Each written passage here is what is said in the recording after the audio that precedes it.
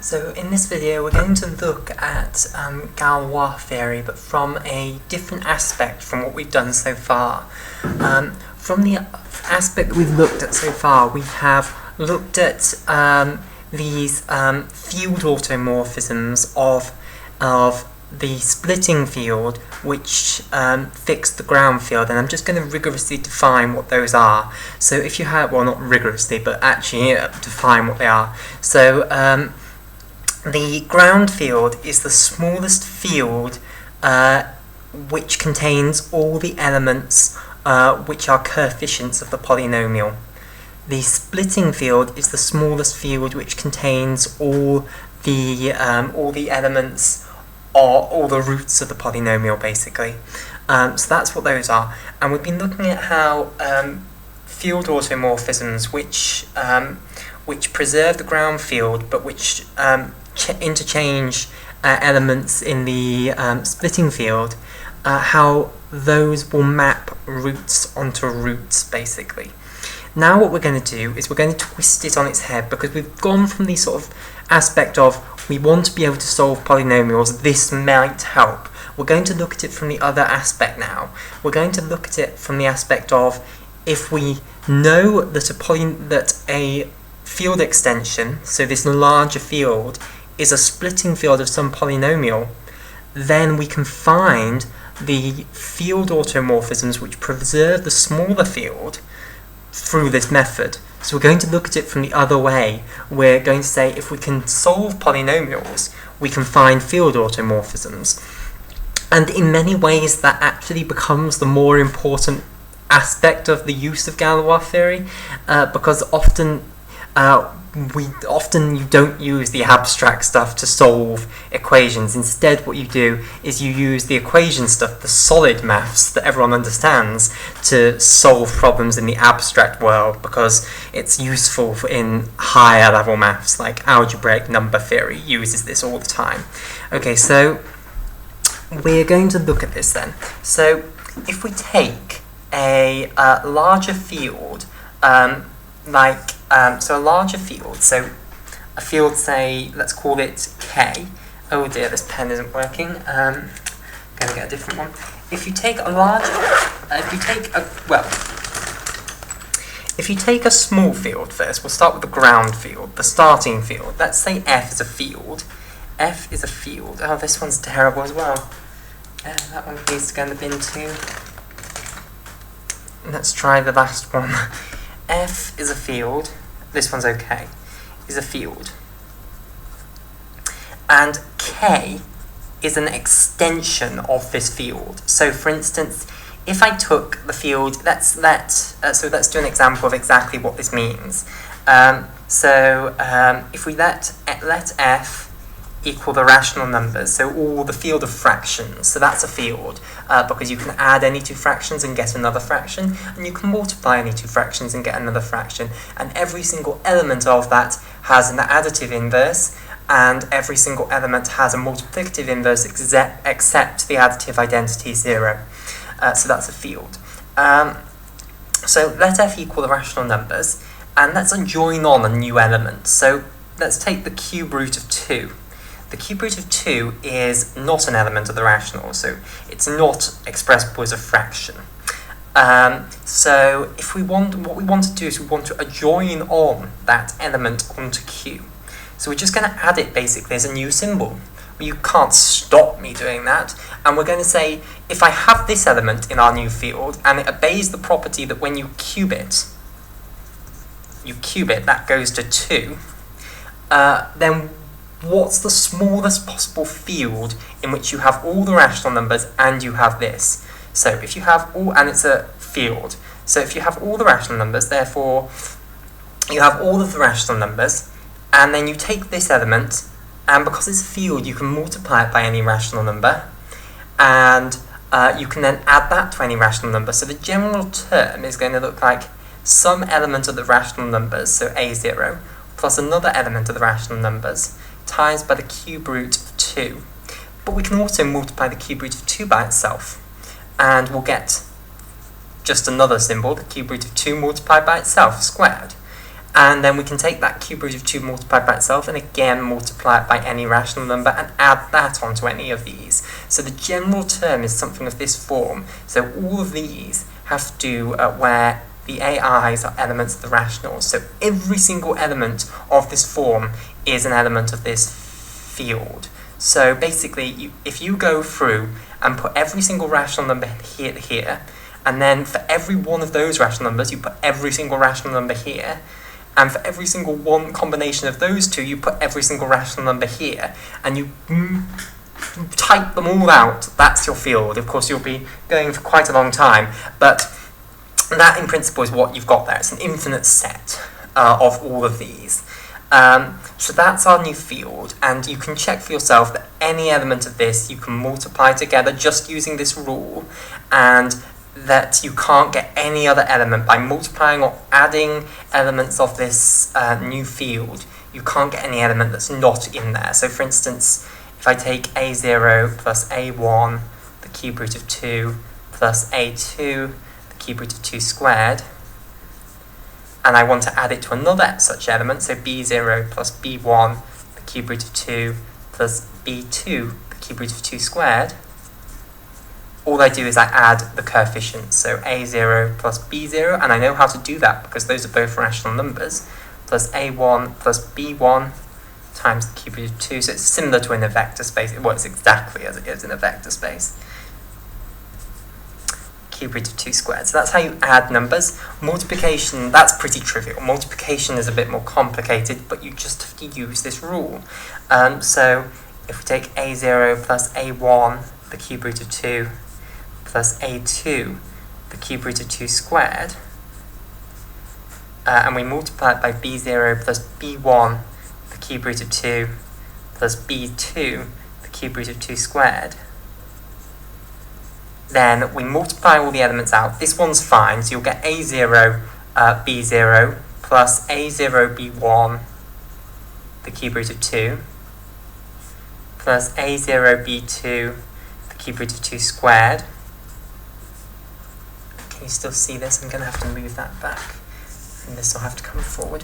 Okay, so then where were we? So we're going to multiply this one by each of these now, plus a1 b0, the cube root of 2, plus a1 b1, the cube root of 2 squared. And now when we get to this, a1 b2, the cube root of 2 cubed, we replace that with a 2. So plus 2a1 b2. Then we get to this one, plus a2 b0, the cube root of 2, squared rather, plus a2 b1 multiplied by the cube root of 2 cubed, so for 2, and plus a2 b2 times, so you get 2 from the cube root of 2 cubed, but you've also got multiplied by the cube root of 2. So then you just, all of these elements here are rational numbers, just add them together and you get, again, you get a term that's of this form. So you can't ever multiply or add and get anything outside the field. So that's the complete field extension. That is the smallest possible field. You can verify for yourself that you cannot get a smaller field which contains the cube root of 2 and which is closed under addition and multiplication. Multiplication will be the problem. So that is a field extension of the rational numbers. So f was our ground field, if you like, and q adjoin the cube root of 2 was our field extension of q. And it's sometimes written as q adjoin the cube root of 2 over q, which just means that this is a field extension of this. So that's all that means. Okay, so what we want to now ask is we want to ask, what are the field automorphisms? What is the, I want you to find me this set. In fact, it's more than a set, it's a group under composition of the mappings. I want you to find me all field automorphisms of this field here, this extension field, which preserves the ground field. So exactly what we've been asking so far. I want you to find me all the elements. I want you to find me every single field automorphism of this extension field So in a more general case, we'd write automorphism of the extension field over F.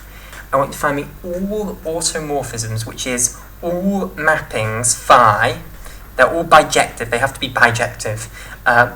Bijective mappings phi, such that phi of x plus y is equal to phi of x plus y, plus phi of y rather. Phi of x plus y would have been a bit trivial. Phi of x y times y is equal to phi of x times phi of y. So it has to be a field automorphism. So the automorphism bit means that it maps it onto itself and it is a bijective map. And the fact that it's an isomorphism as well, so it's field isomorphism, it has to obey these. And it's effectively what you're saying when you do a field isomorphism, is you're saying, if I just rename the symbols, I can turn it into this field. So you're effectively looking at the symmetries, the algebraic symmetries within the structure. So you're saying the only difference between this element, say phi x, and phi of x, is that they've got different symbols. They're effectively algebraically the same. So that's why it's so deep that these things exist in the structure.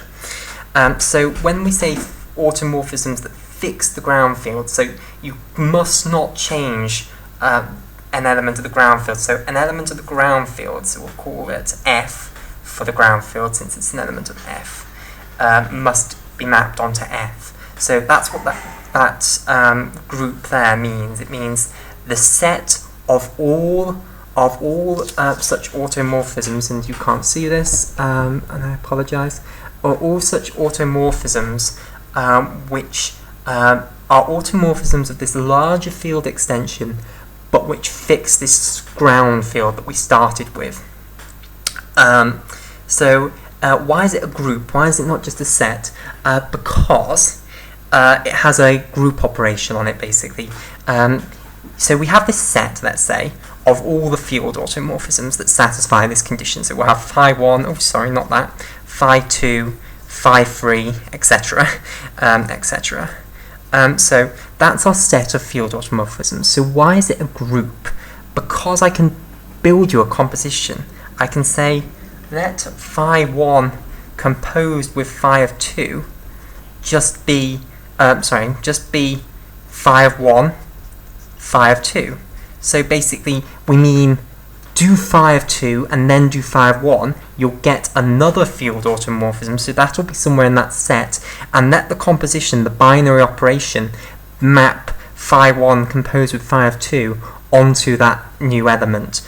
So you can verify for yourself that if you have, I did it in another video I think, I showed you that if you have two field automorphisms which both fix the ground field and you compose them just like, if you have a mapping, say 1, 1, 2, 1, 2, so if we have a mapping like that, and then we have another mapping which maps 1 onto 2 and 2 onto 1, then if we compose them it goes 1, you go onto 1, and then you go onto 2, so the overall mapping takes 1 onto 2, and then 2 goes onto 2, which goes onto 1, so the overall mapping goes onto 1. So that's how you compose maps.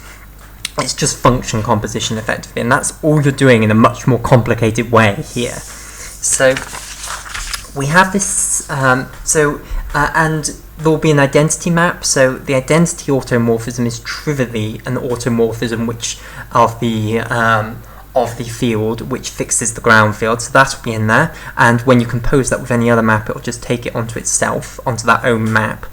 And what other? The inverse, you can verify for yourself that if a field automorphism satisfies that condition, then the inverse will also satisfy that condition. And what's the other axiom of group theory?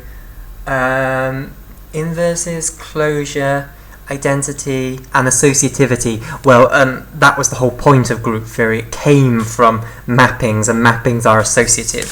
If you put 3 mappings, it doesn't matter if you compose these two, imagine there's a third one there, it doesn't matter if you compose those two and get the overall map first, or if you do this two first. That's obvious from just intuition, which is what the basis of group theory is. It's just these mappings being composed, and in fact Cayley's theorem basically tells you that any group can be thought of in terms of composition of maps. Okay, so where was I going with all of this?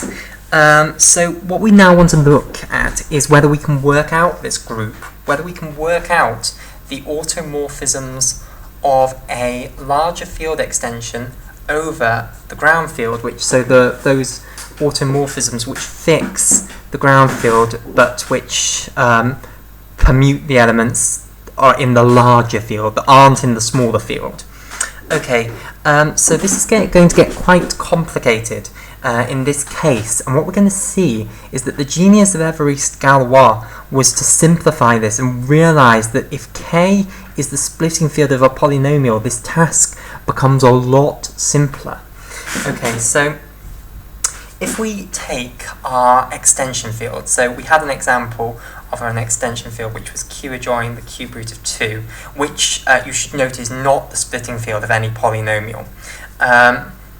So that was equal to a0 plus a1 the cube root of 2 plus a2 the cube root of 2 squared,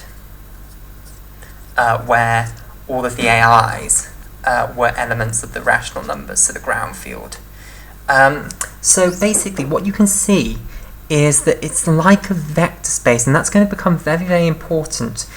So we could say that if we want to generalize this, so K is now general, then we could say that it's going to be some element A0, it's going to have all the elements of the ground field, then you're going to have joined some elements on. So it's going to, the general form is going to be A1 times F1, where F1 is our, in fact let's call it K1. K1 is our first new element, one of these new elements. It's like the cube root of 2, but we're now generalizing it. We're doing the general case. So it's just like that. It's something we've joined on. And then we've got a list of them, effectively. It just goes on until you get up to AN, KN, and let's say KN is the last of them. We don't know how big N is, it's just general. There's some field extension like that. But what we know is that we can express it like that it's very convenient to write it in this way as an element of the ground field. So this might not be the rational numbers anymore. So AI is now an element of our abstract field F. And it's very convenient to write it in this way because if we let phi equal an element of this automorphism of K over F, and then we let phi act on this element that we've got, this arbitrary element, so it goes on all the way up to AN, KN, and of course it does act on this element because phi is a mapping of this field onto itself. So if we say what is phi of this element, well, because it's a field automorphism, it has to obey certain properties. We can split this down into, firstly, we can split it by the addition, so it goes into phi of A0 plus phi of A1 K1 plus all the way up to phi of AN Kn, and then we can split the multiplication up as well, phi of A0 plus phi of A1 phi of K1 plus all the way up to phi of AN phi of Kn. And now we're pulling our old trick. All of these are elements of the ground field, so they're all fixed. So this goes to A0 plus A1 phi of K1 all the way up to phi of, AN phi of Kn. So basically, all you need to tell me is where all of these elements here go, all the k's. If you tell me where all the k's go, then everything else is determined. So you just need to tell me where the k's go. That makes it a bit simpler. So I need to know phi of ki. Okay, and we can simplify it further. All these elements, by the way, so k1 up to kn, they're often referred to as the basis. And the reason for that is because this field extension can be viewed as a vector space over the rational numbers. it's equipped with more fancy properties than that. It's actually a field. It's better than a vector space, but it certainly is a vector space. You can add any two elements of this set, and you can multiply them by a rational number. You can do that. It's got more incredible properties that we can imbue it with, but if you want to create those symbols and say, I'm going to have multiplication by rationals like this, you're fine and you're free to do that. So it is a vector space over the rational numbers, and in that case these are like the basis elements, k1 up to kn. So that's why those are called the basis of the field extension. So basically you need to tell me where the basis elements go, but it simplifies more than that. You don't actually even need to tell me quite this much information, because some of the basis elements won't necessarily all be, I'm not going to use the word independent, but they won't be unrelated. Let me show you why. Look at this example up here, where we had the cube root of 2 and then we had the cube root of 2 squared. So there's a relation there, isn't there? This basis element up here, the cube root of 2 squared, is the square of the cube root of 2, the most trivial sentence ever written. But what I mean by that is that symbol is equal to that symbol multiplied by itself, so it means something slightly different. So basically, if I tell you where phi of the cube root of 2 goes, I tell you instantly where phi of the cube root of 2 squared goes, because it has to go to phi of the cube root of 2 times phi of the cube root of 2. Oh dear, phi of the cube root of 2. So basically, they're not unrelated. So once I tell you phi of cube root of 2, this one, where this basis element up here goes, is determined. So you can't just send it wherever you want after that. So this element is the generates this element. So what we need is a subset of all the basis elements which generates all the other basis elements. So basically there is a subset of basis elements which generates all the other basis elements. And if you remove one of the generators you never add it in, you don't get the whole field, you don't get the same field extension. So that's just the definition of generators, the same field extension. So just as in this case, all we needed was the cube root of 2. We didn't need to adjoin on the cube root of 2 squared. As soon as we added in the cube root of 2, it came 2, because it was just something that you got from the cube root of 2 by applying field operations. So basically, if any of the other basis elements down here can be expressed in terms of field operations of some of the earlier basis elements, then they are not generators. And as soon as you have told me where one of these earlier generating elements came from, then all of those later basis elements are determined, basically. You can't just send them arbitrary wherever you want. They have to be, they're set, basically, by where you've sent the earlier generating element. So in fact, all you need to tell me is where to send the generators. Send the generators. Then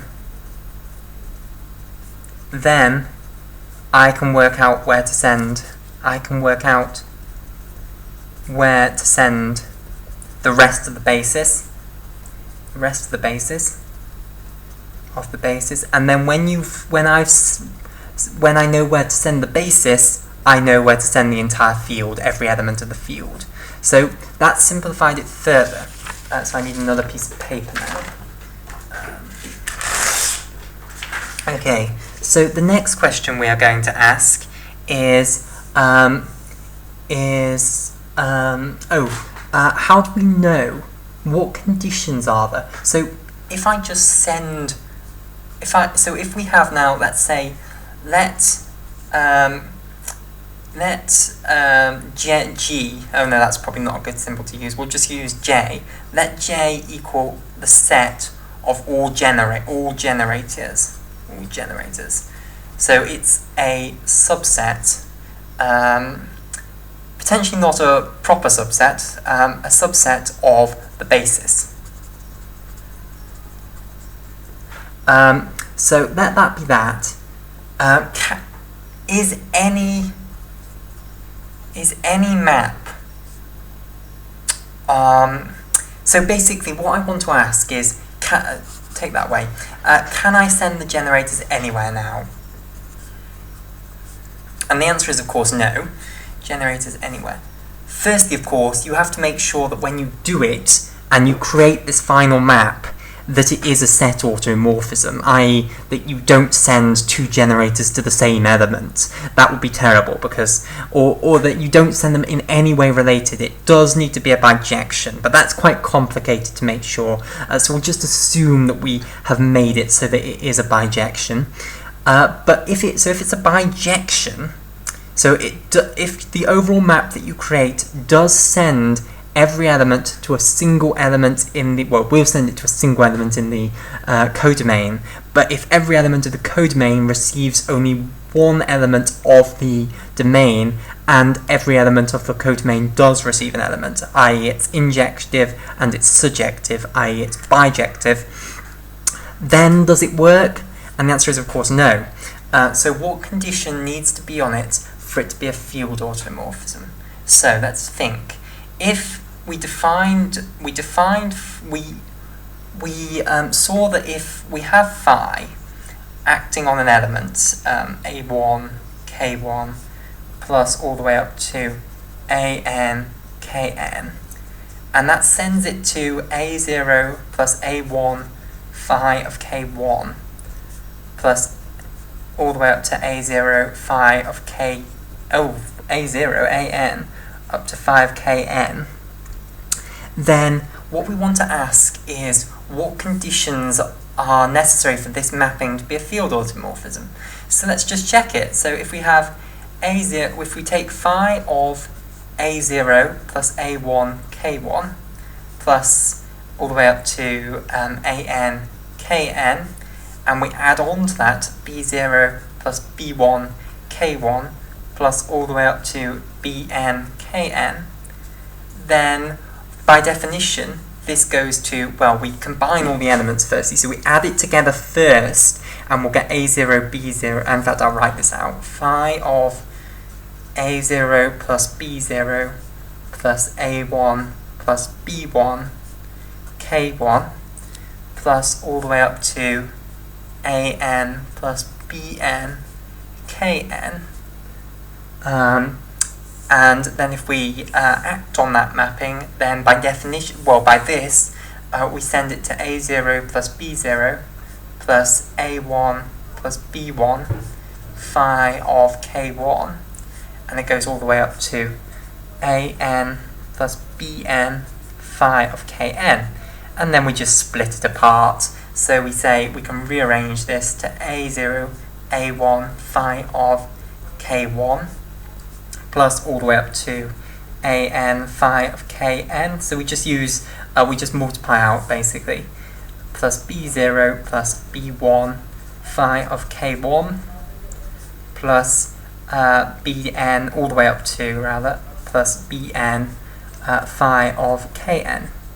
And then we just say, well, this here is phi of a0 plus a1 k1 all the way up to an kn, and this is phi of b0